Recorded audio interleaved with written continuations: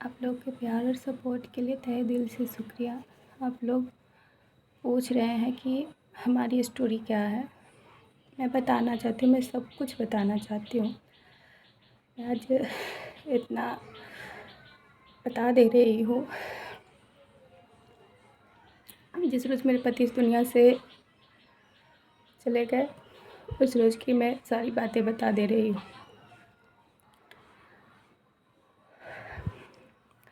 सुबह 5 साढ़े 5 का समय है। उस टाइम में हमारा बेबी, उसका रूटीन है, वो आज भी 5 साढ़े 5 तक वो जग जाता है, वो जगता है। और उस टाइम से उसके पापा उसके साथ 7 साढ़े 7 तक, जब तक वो काम पे जाते थे तब तक वो उनके साथ खेलता था। उस दिन भी वैसा ही हुआ था। वो उठा, वो अपने टॉयज़ मांगा। उसके पापा साइड में सोए हुए थे तो उठकर उन्होंने उसका टॉयज़ दिया। और उस दिन वो नहीं खेले उनके साथ। वो आकर, क्योंकि उनको भी उस दिन ज़्यादा टाइम नहीं हुआ था, शायद ध्यान नहीं है मुझे, तो नहीं खेले, वो अकेला खेलने लगा।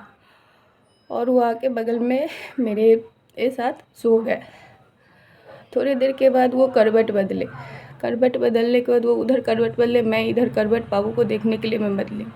उन्हें सांस लेने में दिक्कत हुई। मैंने 2 से 3 बार उनको बोला कि क्या हो रहा है बताइए ना। वो कोई मूव नहीं कर पा रहे थे, कुछ भी नहीं कर पा रहे थे, सिर्फ ज़ोर ज़ोर से सांसें ले रहे थे। मैंने थोड़ी भी देर नहीं की और अपने देवर को मैं बुला के लाई। मैं बाकी किसी को भी बुला के नहीं लाई, क्योंकि मेरी सास और ननद मुझसे बात या मेरे पति से बात पिछले 4-5 महीने से नहीं करते थे, तो मैं उन लोगों को कुछ नहीं बोली। मैं अपने देवर को बुला के लाई। वो आए, वो देखे, थोड़े ही देर में, ज़्यादा भी टाइम नहीं हुआ, 5 से 10 सेकंड के अंदर में अब बहुत सारे आदमी आ गए। उनको अनन फनन में हॉस्पिटल ले जाया गया। हॉस्पिटल ले जाया गया, मुझे उनके साथ नहीं जाने दिया गया। मैंने जिद किया कि मैं जाऊंगी, तो मुझे पीछे से ले जाया गया। मैं चारों तरफ पागलों की तरह गोल गोल चक्कर काट रही थी कि कौन से हॉस्पिटल में वो गए हैं, कौन से हॉस्पिटल में गए हैं। किसी को कुछ नहीं पता। ना ही टेम्पो ड्राइवर के पास फ़ोन था, ना ही जो आदमी सब उन्हें ले गया था उनके पास फ़ोन था। कोई ज़रिया ही नहीं था उनके पास पहुंचने का।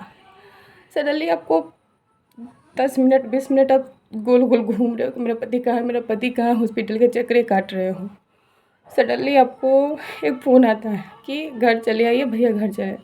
तो मुझे लगा कि वो ठीक हो गए, इससे कुछ हुआ होगा और चले आए। वो सामने से रिप्लाई आया कि वो अब नहीं रहे।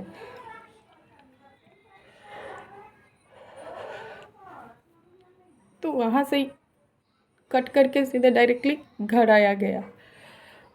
कौन से हॉस्पिटल में ले जाया गया, कहाँ उनकी जांच हुई नहीं हुई, कुछ पता नहीं। वेरिफिकेशन के लिए इतनी पुलिस आई कि अचानक से मौत हुई है तो क्या कोई बात है। तो वेरिफिकेशन में क्लियरली कहा गया कि हार्ट अटैक से हुआ। जब मैंने पता कराया, उन्हें हॉस्पिटल में तो एडमिट कराया ही नहीं गया। तो बिना जांच किए, बिना डॉक्टर के देखे कैसे उन पता चला कि उनकी मौत हार्ट अटैक से हुई है। वो अब लोगों से ज़्यादा सवाल मेरे हैं, लेकिन फिर भी उसके बाद सवालों के घेरे में,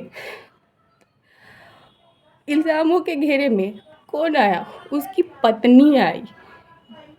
क्यों आई, ये अभी तक उस सवाल का मैं जवाब ढूंढ रही हूँ। मैं मानने के लिए तैयार नहीं था, कभी नहीं थी, और नहीं मैं आज भी हूँ। मैं आज भी इसी उम्मीद में जिंदा हूँ कि वो आएंगे कहीं से, वो ज़रूर आएंगे। तो अब लोग वो नहीं है सारी चीज़ें। तो हार्ट अटैक बताया गया। तो हार्ट अटैक कैसे बताया गया? कौन ऐसा डॉक्टर है, चाहे कौन ऐसा आदमी है जो देख के बता देगा कि सामने वाले की मौत हार्ट अटैक से हुई है? ना मेरा कोई फैमिली वाला था, उस पूरे समाज, लोग और आपके घर में मैं अकेली थी। उसके बावजूद भी मुझे जो जैसा कहा गया मैंने सब किया, सब मानी। उनके नाम से LIC थी। उस LIC के पेपर में क्लियर लिखा है कि उनकी मौत रास्ते में हॉस्पिटल ले जाते समय हार्ट अटैक से हुई।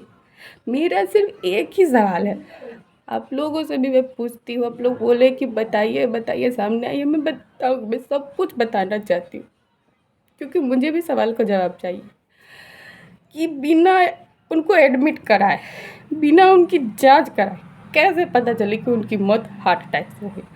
और आप लोगों ने कुछ कराया नहीं और सारा इल्ज़ाम उस लड़की पे। मुझे अपने ही पति का हत्यारा कहा गया, अपने ही प्यार का खूनी कहा गया। 7 साल मैंने इंतज़ार किया है उनका। 7 साल का हमारा रिलेशनशिप था।